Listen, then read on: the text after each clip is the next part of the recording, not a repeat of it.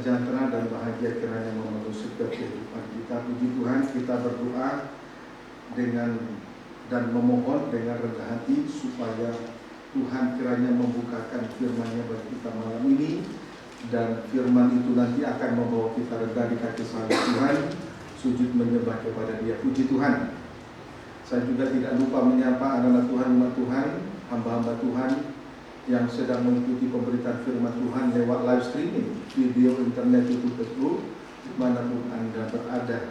Segera saja kita memperhatikan firman penggembalaan untuk ibadah doa penyembahan dari surat yang dikirim oleh Rasul Paulus kepada jemaat di Kolose, pasal yang ketiga, ayat yang keempat. Demikian firman Tuhan. Apabila Kristus yang adalah hidup kita menyatakan diri kelak, kamu pun akan menyatakan diri bersama dengan Dia dalam kemuliaan. Bagian dari ayat 4, apabila Kristus yang adalah hidup kita. Apabila Kristus yang adalah hidup kita. Singkatnya, Kristus adalah hidup kita. Bukan harta, kekayaan, uang, kedudukan yang tinggi dan lain sebagainya, melainkan Kristus adalah hidup kita. Amin. Efesus 1 ayat 22. Berkaitan dengan itu, kita memperhatikan Efesus pasal 1 ayat yang ke-22 sampai dengan ayat 23. Demikian firman Tuhan. Dan segala sesuatu telah diletakkannya di bawah kaki Kristus, dan Dia telah diberikannya kepada jemaat sebagai kepala dari segala yang ada. Jemaat yang adalah tubuhnya, yaitu kepenuhan Dia yang memenuhi semua dan segala sesuatu. Saudara, Kristus telah diberikan kepada jemaat sebagai kepala, sedangkan sidang jemaat adalah tubuhnya, yaitu kepenuhan Dia yang memenuhi semua dan segala sesuatu. Puji Tuhan. Lebih jauh kita melihat tentang Kristus adalah kepala. Efesus 5 ayat 22 sampai dengan ayat 23. Efesus 5 ayat 22 sampai dengan ayat 23. Demikian firman Tuhan. Hai istri, tunduklah kepada suamimu seperti kepada Tuhan. Karena suami adalah kepala istri, sama seperti Kristus adalah kepala jemaat. Dialah yang menyelamatkan tubuh, yaitu sidang jemaat. Dalam hal ini kita patut bersyukur karena Kristus yang menjadi kepala atas tubuh, bukan serigala dan burung. Amin, saudaraku. Serigala menunjuk roh jahat. Pekerjaan dari serigala ialah, sedangkan pekerjaan dari serigala ialah menerkam dan mencerai-beraikan kawanan domba, sehingga domba-domba menjadi liar tidak tergembala. Kemudian burung menunjuk roh najis. Pekerjaan dari roh najis ialah menghambat pembangunan tubuh Kristus. Menghambat pembangunan tubuh Kristus. Dengan lain kata, merusak nikah suci, sehingga hubungan manusia dengan Allah terputus. Akibatnya manusia akan menyangkali Tuhan dan terus menyangkali Tuhan dalam segala perkara. Efesus pasal 5 ayat yang ke-24. Karena itu, sebagaimana jemaat tunduk kepada Kristus, demikian jugalah istri kepada suami dalam segala sesuatu. Karena Kristus adalah penyelamat tubuh, saudara. Karena Kristus adalah penyelamat tubuh, maka kedudukan dari sidang jemaat sebagai tubuh sudah seharusnya berada di dalam tanda ketundukannya kepada Kristus sebagai kepala. Jangan lupa hal ini. Amin, saudaraku. Jangan lupa hal ini. Kepala dari suami adalah Kristus. Kepala daripada istri adalah suami, dan kepala dari Kristus adalah Allah. Puji Tuhan, kita tidak boleh lupa menempatkan Kristus sebagai kepala dalam setiap kehidupan kita, supaya baik perkataan, baik perbuatan, baik tingkah laku kita tidak seperti seorang kepala, tidak seperti, supaya kita tidak membuat diri sebagai kepala, baik dalam pergerakan, baik dalam perkataan, baik dalam segala sesuatu. sehingga kita tidak salah di mata Tuhan. Amin, saudaraku. Puji Tuhan. Haleluya. Nah, jadi ini harus diingat, tidak boleh lupa. Ini harus diingat, tidak boleh lupa. Kalau kita menempatkan Kristus kepala, kita tidak akan menempatkan diri sebagai kepala, baik dalam bentuk perkataan, baik dalam bentuk pergerakan, perbuatan. Amin, saudaraku. Seringkali kita menunjukkan sikap yang angkuh dan arogansi, seolah-olah kita kepala. Kita lupa Kristus kepala. Kiranya dapat dipahami dengan baik. Dialah yang menyelamatkan tubuh. Kita tidak bisa berbuat apa-apa. Kristus kepala, Dia yang menyelamatkan tubuh. Puji Tuhan. Bukti bahwa Kristus adalah penyelamat tubuh. Bukti bahwa Kristus adalah penyelamat tubuh. Efesus pasal yang kelima, ayat 25 sampai dengan ayat 29. Hai suami, kasihilah istrimu sebagaimana Kristus telah mengasihi jemaat dan telah menyerahkan dirinya baginya, untuk menguduskannya sesudah Ia menyucikannya dengan memandikannya dengan air dan firman, supaya dengan demikian Ia menempatkan jemaat di hadapan dirinya dengan cemerlang, tanpa cacat atau kerut atau yang serupa itu, tetapi supaya jemaat kudus dan tidak bercela. Demikian juga suami harus mengasihi istrinya sama seperti tubuhnya sendiri. Siapa yang mengasihi istrinya mengasihi dirinya sendiri. Sebab tidak pernah orang membenci tubuhnya sendiri, tetapi mengasuhnya dan merawatinya, sama seperti Kristus terhadap jemaat. Saudara, Kristus telah mengasihi jemaat dan telah menyerahkan dirinya bagi jemaat. Pendeknya, kasih Kristus itu ditandai dengan pengorbanan sesuai dengan Efesus 5 ayat 25 dan ayat 28. Amin. Sekarang praktek dari kasih Kristus ada dua. Praktek dari kasih Kristus ada dua, yaitu yang pertama tadi semua sudah dibaca ya. Amin, saudaraku. Perkataan yang begini jangan ditulis oleh tukang ketik. Ya, tadi sudah dibaca. Praktek dari kasih Kristus dari apa yang sudah kita baca tadi ada dua. Yang pertama, sidang jemaat disucikan dengan air dan firman, sesuai dengan ayat 26. Hal ini telah disampaikan berulang kali di minggu-minggu yang lalu. Sekarang kita kembali memperhatikan hal yang kedua, ayat 28 sampai 29. Tidak mengapa kita membaca kembali. Demikian juga suami harus mengasihi istrinya sama seperti tubuhnya sendiri. Siapa yang mengasihi istrinya mengasihi dirinya sendiri. Sebab tidak pernah orang membenci tubuhnya sendiri, tetapi mengasuhnya dan merawatinya, sama seperti Kristus terhadap jemaat. Kristus mengasuh. Ya, yang kedua, Kristus mengasuh dan merawati sidang jemaat. Ini praktik. Ya, praktik dari kasih Kristus ada dua. Yang kedua, Kristus mengasuh dan merawati sidang jemaat. Amin. Mengasuh dan merawati sidang jemaat. Ini praktik kasih Kristus yang kedua. 1 Tesalonika pasal 2 ayat yang ke-7 berkaitan dengan mengasuh dan merawati. Kita segera memperhatikan 1 Tesalonika 2 ayat yang ke-7. Demikian firman Tuhan. Tetapi kami berlaku ramah di antara kamu, sama seperti seorang ibu mengasuh dan merawati anaknya. Rasul Paulus berlaku ramah terhadap sidang jemaat sama seperti seorang ibu. Di sini kita perhatikan Rasul Paulus berlaku ramah terhadap sidang jemaat sama seperti seorang ibu.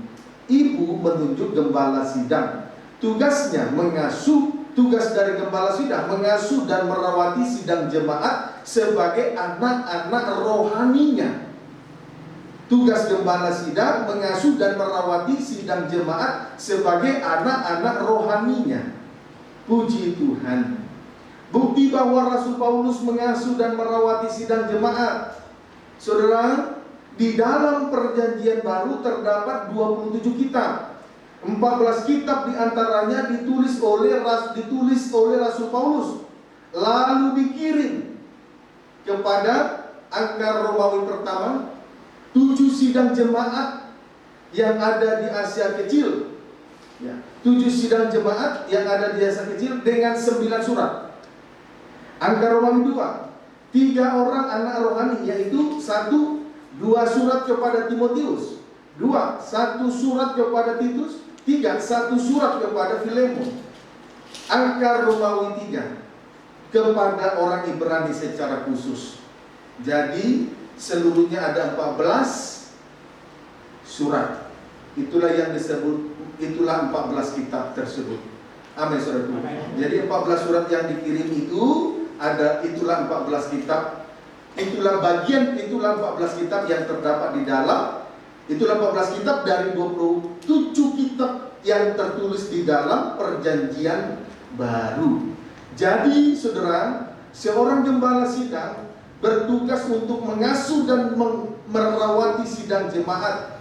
Ia tidak boleh lalai dengan tugas itu. Itu harus dipahami dengan baik. Jadi seorang gembala sidang bertugas untuk mengasuh dan merawati sidang jemaat. Ia tidak boleh lalai dengan tugas itu. Pendeknya, sidang jemaat berhak untuk memperoleh hak asuh dan hak rawat dari seorang gembala sidang. Jadi sidang jemaat itu berhak mutlak untuk memperoleh hak asuh dan memperoleh hak rawat dari seorang gembala sidang, dari seorang hamba Tuhan yang ditetapkan dan yang sudah menerima jabatan gembala. Puji Tuhan.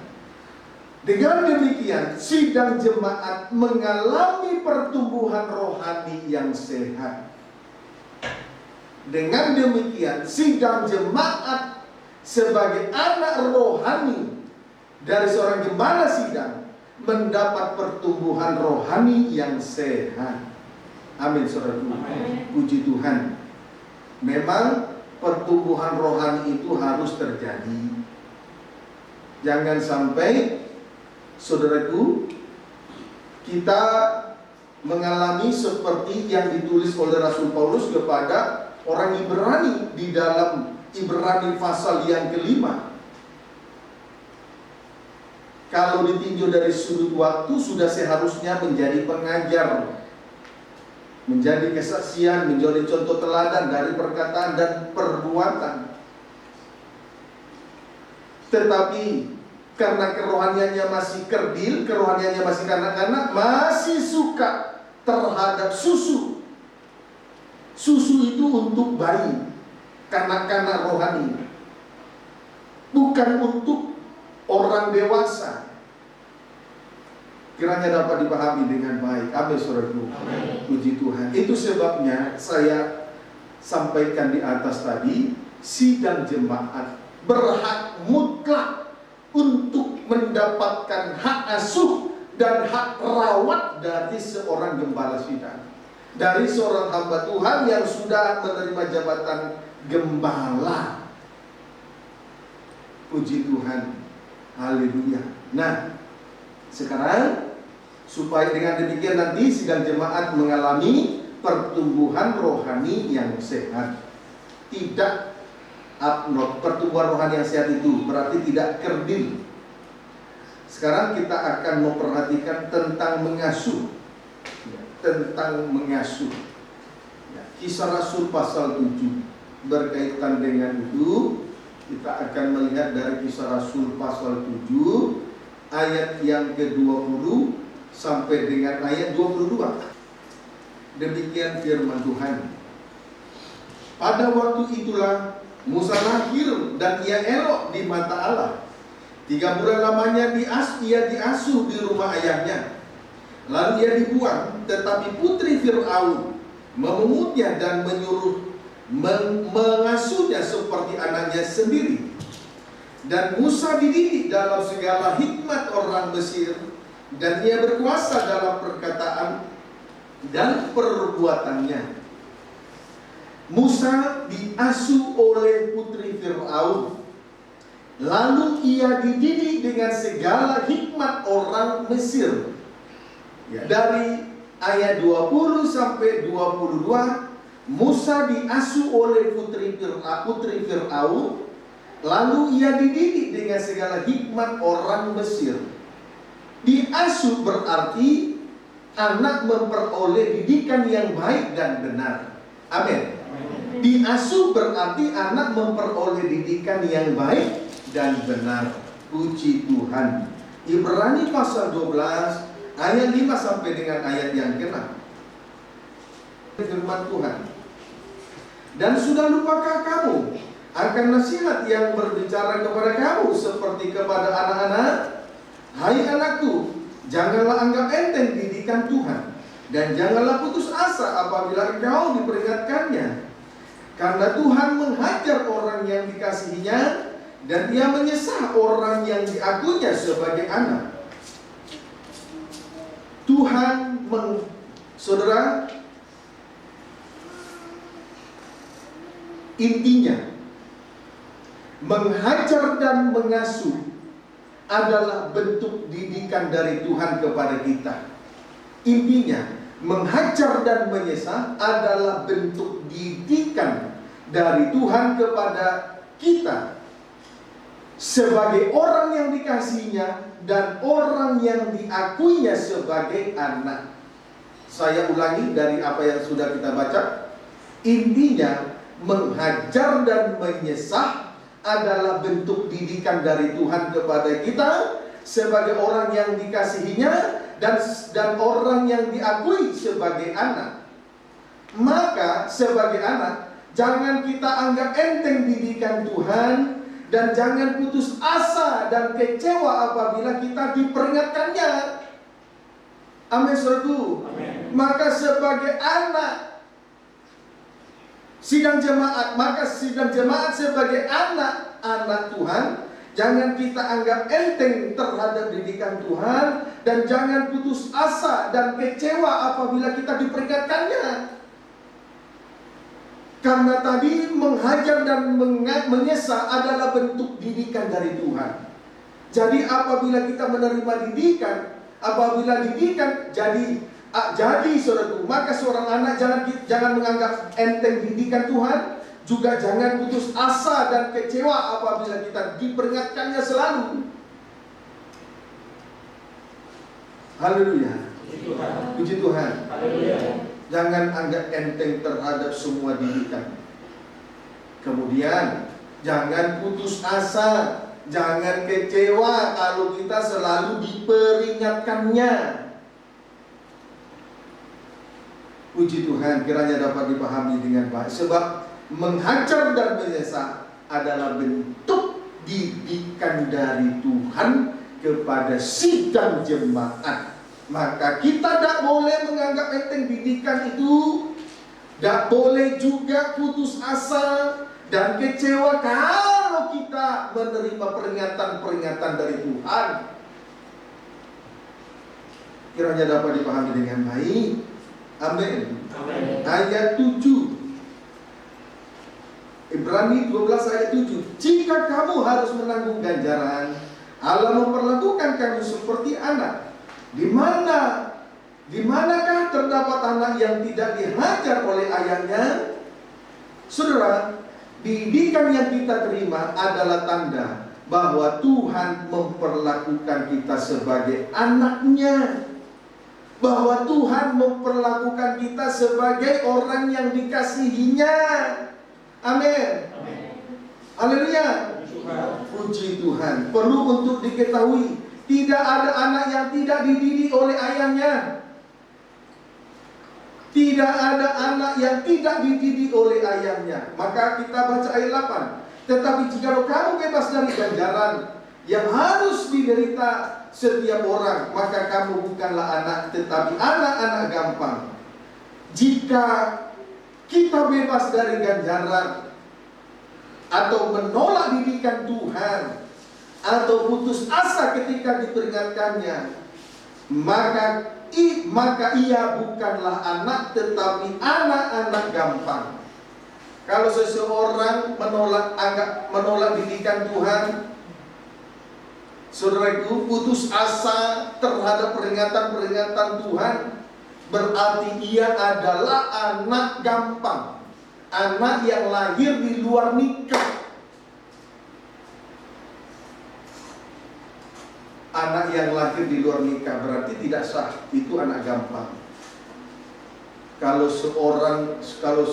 sidang jemaat menolak didikan Tuhan, berarti dia bukan anak Tuhan.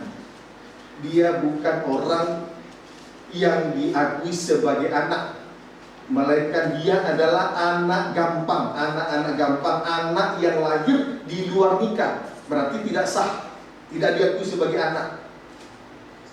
Kalau menolak didikan, tidak diakui sebagai anak. Jadi yang diakui sebagai anak adalah orang yang mau menerima didikan Tuhan. Amin, saudaraku. Puji Tuhan. Ini tidak boleh dilupakan.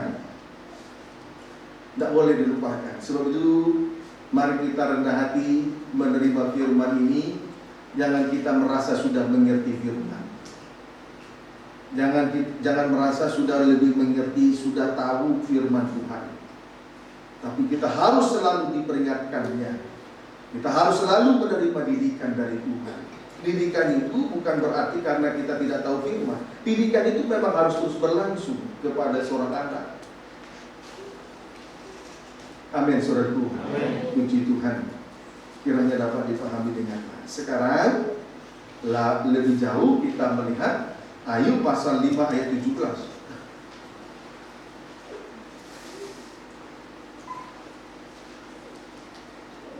Demikian, sesungguhnya berbahagialah manusia yang ditegur Allah.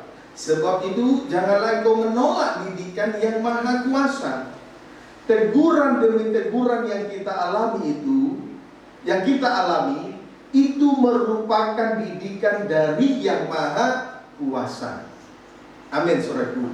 Teguran demi teguran yang kita alami, yang kita terima, itu semua merupakan didikan dari yang maha kuasa bagi kita. Amin. Puji Tuhan. Saudara, jenis teguran itu banyak. Misalnya jatuh, sakit, tiba-tiba terjadi kecelakaan, bisnis, usaha macet, tiba-tiba terjadi PHK, pemutusan hubungan kerja, lalu cukup lama menganggur, sudah melamar sana sini tetapi belum menghasilkan buahnya. Itu merupakan teguran demi teguran. Itu merupakan didikan yang seizin Tuhan terjadi atas kehidupan kita masing-masing. Amin, saudaraku. Sebab itu, perhatikan di sini. Sebab itu jangan anggap enteng didikan Tuhan. Kemudian, kalaupun jenis-jenis teguran itu sedang terjadi dalam kehidupan kita, jangan lekas putus asa dan kecewa. Amin. Puji Tuhan. Haleluya. Teguran-teguran semacam ini bisa saja terjadi atas izin Tuhan, karena semua itu merupakan didikan dari Tuhan atau cara Tuhan mendidik manusia. Haleluya. Puji Tuhan. Perhatikanlah apa yang sudah kita terima dari Tuhan malam ini, supaya kita berlaku bijaksana ke depan, sehingga tidak terjadi lagi kegagalan demi kegagalan. Amsal pasal 3 ayat 11 sampai dengan ayat 13. Demikian firman Tuhan. Hai anakku, janganlah engkau menolak didikan Tuhan, dan janganlah engkau bosan akan peringatannya. Karena Tuhan memberi ajaran kepada yang dikasihinya, seperti seorang ayah kepada anak yang disayangi. Berbahagialah orang yang mendapat hikmat, orang yang memperoleh kepandaian. Puji Tuhan. Saudara, di sini kita perhatikan Tuhan kembali menghimbau supaya jangan kita menolak didikan Tuhan, dan jangan kita bosan akan peringatan-peringatannya. Amin. Sebab didikan itulah orang mendapat hikmat dan memperoleh kepandaian. Sebab oleh didikan Tuhan itulah orang mendapat hikmat dan memperoleh kepandaian. Sama seperti orang yang sudah mengikuti jenjang pendidikan, dimulai dari TK, PAUD, TK, taman kanak-kanak, sekolah dasar, meningkat lagi pendidikannya, sekolah menengah tingkat pertama, setelah meningkat lagi, sekolah menengah tingkat atas, meningkat lagi sampai kepada perguruan tinggi. Itu merupakan jenjang pendidikan.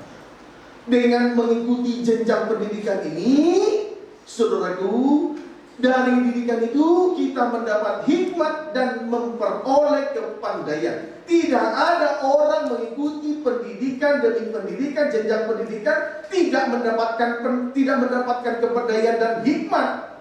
Setiap orang sudah mengikuti pendidikan, pasti ada sesuatu yang dia peroleh. Baik itu kepandaian, baik itu hikmat, dan lain sebagainya. Maupun itu pengetahuan dan lain sebagainya. Amin. Amin. Puji Tuhan.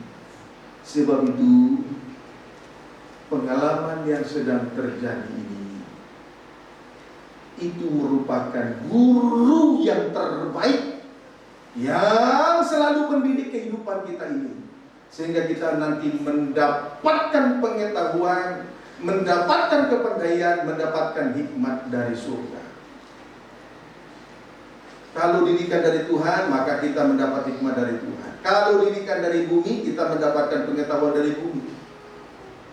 Itu sebabnya seorang anak harus mengikuti jenjang pendidikan, mulai dari dasar sampai tertinggi lagi. Haleluya.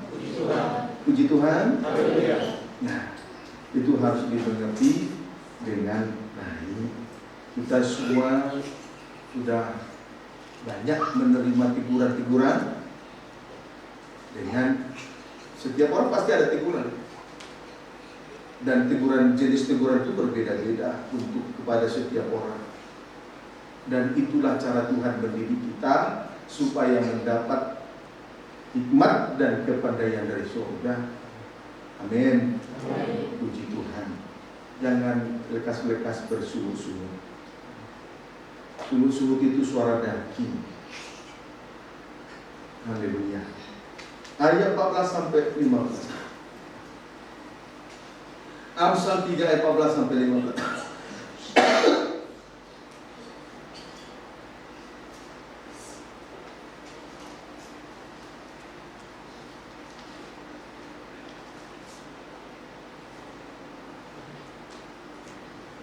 Demikian teman-teman. Karena keuntungannya melebihi keuntungan perak, dan hasilnya melebihi emas. Ia lebih berharga daripada permata. Apapun yang kau inginkan tidak dapat menyamainya. Puji Tuhan. Saudaraku, lihat ya, kelebihan daripada hikmat dan kepandaian yang kita peroleh dari Tuhan. Keuntungan hikmat melebihi keuntungan perak. B. Hasil dari hikmat dan kepandaian melebihi dari emas. C. Hikmat dan kepandaian lebih berharga daripada permata. Amin, saudaraku. Inilah kelebihan-kelebihan hikmat dan kepandaian. Antara lain satu, keuntungan hikmat dan kepandaian melebihi keuntungan perak. B. Hasil hikmat dan kepandaian melebihi dari emas. C. Hikmat dan kepandaian lebih berharga daripada permata. D. Bahkan apapun yang kita inginkan tidak dapat menyamai hikmat dan kepandaian dari surga. Amin, saudaraku. Puji Tuhan. Kiranya dapat dipahami dengan baik Haleluya. Jadi saudara, jangan kita anggap enteng didikan Tuhan. Jangan juga kita putus asa dan kecewa kalau selalu diperingatkan. Karena itulah sebab dengan cara itulah Tuhan mendidik kita. Dari didikan inilah kita mendapat hikmat dan kepandaian serta pengetahuan dari surga.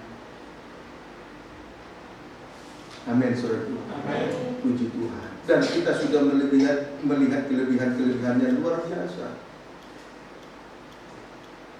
Berbanding terbalik dengan orang bodoh. Bagi orang bodoh, emas, perak, batu permata, bagi dia jauh lebih berharga daripada didikan Tuhan.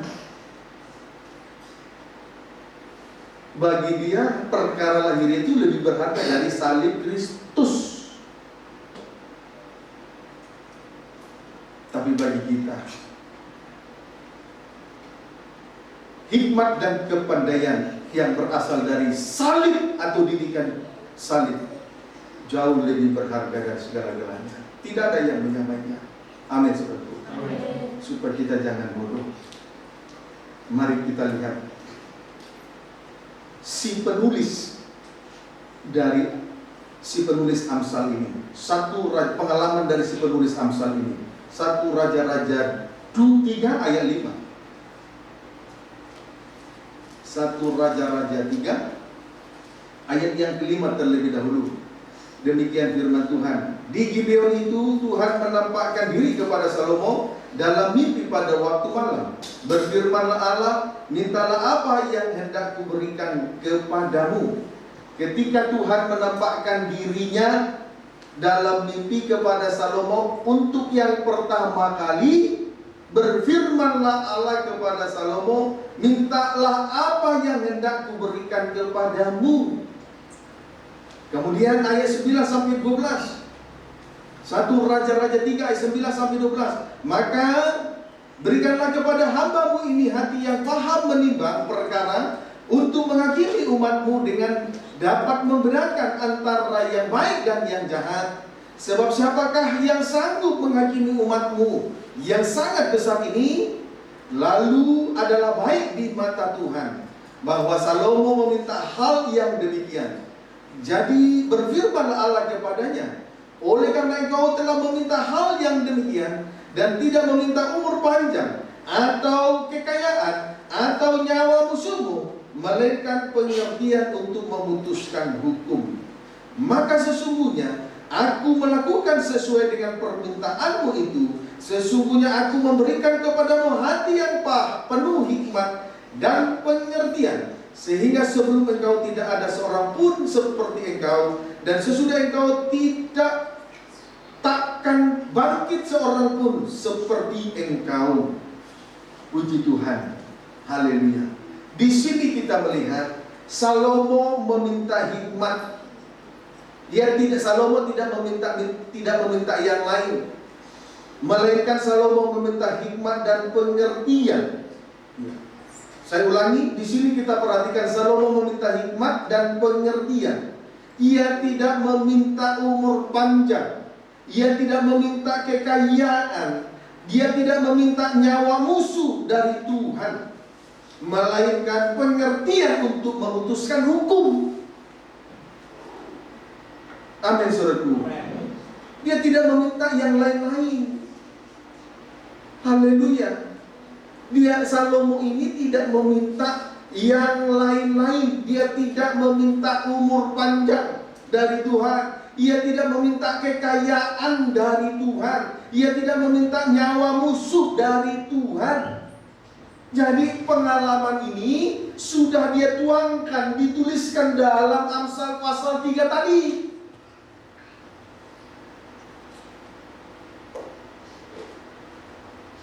Orang yang berhikmat, orang yang pandai, orang yang memperoleh atau yang mendapat pengetahuan dari surga, saudaraku, bagi dia hikmat itu sendiri lebih berharga dari emas, perak, dan batu permata.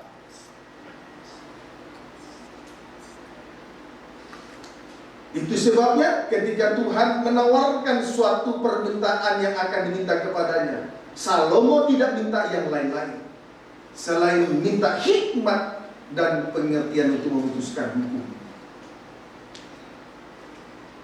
Nah itu loh. Amin saudaraku. Puji Tuhan. Haleluya. Inilah pengalaman Salomo. Haleluya. Nah, hikmat, kegunaan hikmat dapat membedakan antara yang baik dan yang jahat. Orang bodoh tidak dapat membedakan yang baik antara yang baik dan yang jahat. Dia sekalipun dia memperoleh kekayaan, sekalipun dia memperoleh emas, perak dan batu permata. Hal-hal itu semua tidak dapat memberi pengertian, tidak dapat membuat kita tidak dapat mengajari kita untuk membedakan mana yang baik, mana yang jahat. Jadi kegunaan hikmat dapat membedakan antara yang baik dan yang jahat.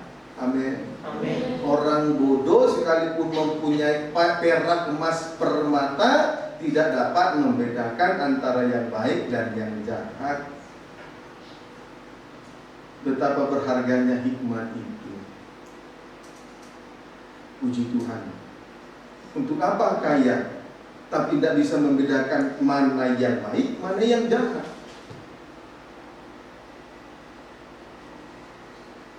Alias tidak dapat menyenangkan hati Tuhan. Dengan kata lain tidak dapat menyenangkan. Orang semacam ini tidak dapat menyenangkan hati Tuhan. Amin saudaraku. Nah, dengan demikian Salomo paham menimbang perkara untuk menghakimi dosa. Jadi hanya orang yang berhikmatlah dapat menimbang perkara untuk menghakimi setiap dosa. Amin saudaraku. Puji Tuhan. Amsal 3, kita kembali memperhatikan Amsal 3 ayat 16 sampai 18.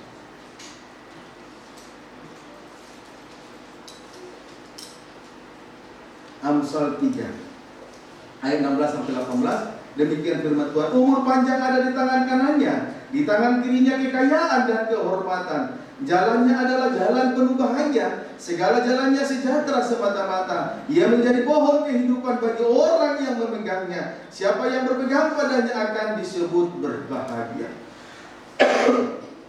Puji Tuhan. Jadi saudara, perhatikan baik-baik.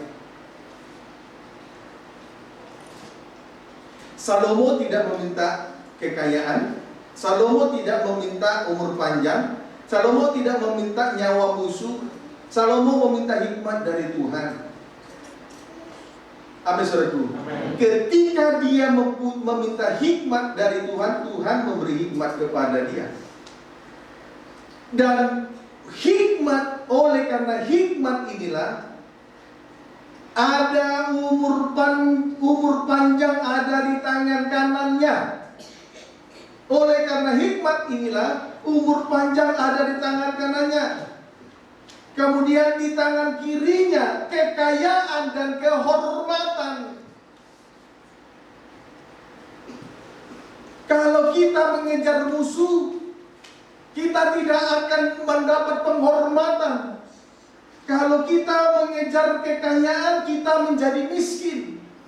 Kalau kita terus berjuang dengan cara sendiri, mengatur, melatih diri, melatih badani, kita tidak mendapat umur panjang, tidak mendapat hidup kekal di surga. Itu lari dari kita. Tetapi kalau kita mencari hikmat, maka umur panjang ada di tangan kanannya. Kalau kita mengejar hikmat, di tangan kirinya kekayaan. Kalau kita mengejar hikmat, di tangan kirinya ada kehormatan. Musuh lari dari kita, kehormatan.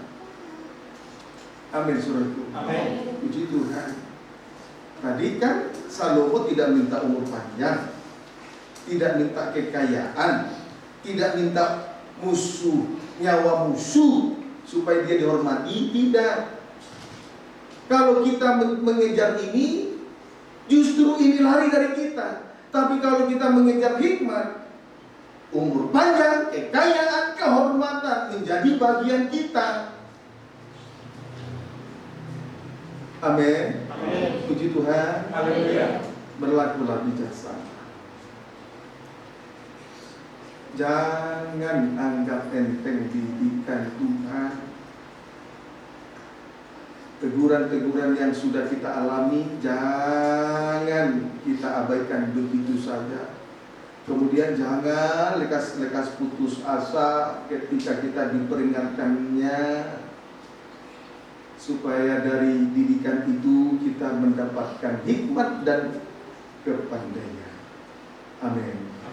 Oleh karena hikmat ini nanti ada umur kekayaan, ada umur panjang dan kehormatan. Cari dahulu kerajaan surga, nanti semuanya ditambahkan. Kalau kita mengejar uang lari, kerajaan surga kita tidak dapat. Kemudian kita tidak mendapat kerajaan surga. Amin, saudaraku. Puji Tuhan. Haleluya. Dan itulah sebabnya saya fokus menyerahkan diri untuk melayani Tuhan dalam penggembalaan ini. Karena hikmat adalah kekayaan. Hikmat, di dalam hikmat ada umur panjang, ada kehormatan. Mari kita berdoa terus supaya Tuhan terus bukakan firman-Nya. Itu hikmat surga. Amin, saudaraku. Amin. Puji Tuhan. Kisah Rasul 7 ayat 22, ayat terakhir.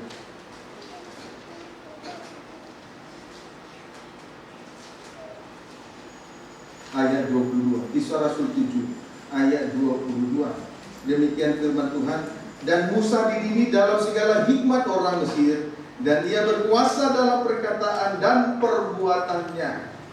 Saudaraku, orang yang memiliki hikmat berkuasa dalam perkataan dan perbuatannya. Berkuasa dalam perkataannya dan berkuasa dalam perbuatannya. Amin, saudaraku. Puji Tuhan. Contoh perkataan yang berkuasa. Ya di atas ya, tidak di atas tidak. Berkata-kata dengan benar. Itu contoh perkataan yang berkuasa. Contohnya ya di atas ya, tidak di atas tidak. Puji Tuhan. Amin, saudaraku. Kalau memang kita salah, kita mengakui salah. Jangan kita membenarkan diri karena gengsi, karena malu. Kalau kita berdusta, maka kalau kita tidak mengakui dosa, kita jadikan Tuhan pendusta dan firman-Nya tidak ada dalam kehidupan kita. Sesuai dengan suratan 1 Yohanes 2. Sebab itu perkataan yang berkuasa itu ya di atas ya, tidak di atas tidak. Itu contoh perkataan yang berkuasa. Amin, saudaraku. Puji Tuhan. Kemudian contoh perbuatan yang berkuasa menjadi surat Kristus dan menjadi surat pujian yang dapat dibaca, dikenal oleh setiap orang. Itu contoh perbuatan yang berkuasa, menjadi surat pujian, menjadi surat Kristus dan menjadi surat pujian yang dapat dibaca, dikenal oleh setiap orang. Amin, saudara. Jadi berkuasa dalam perkataan, berkuasa juga dalam perbuatan. Dengan demikian nama Tuhan dipermuliakan. Kita bersyukur lewat teguran-teguran, semuanya itu adalah pengalaman hidup, semuanya itu merupakan didikan dari Tuhan. Pengalaman ini merupakan guru yang terbaik untuk mendidik kehidupan kita, sehingga terjadilah pertumbuhan rohani yang sehat, semakin dewasa, semakin mengerti, semakin bijaksana menjalankan roda kehidupan ini ke depan. Baik juga melayani pekerjaan Tuhan. Di atas segalanya nama Tuhan dipermuliakan. Tuhan Yesus memberkati kita sekalian.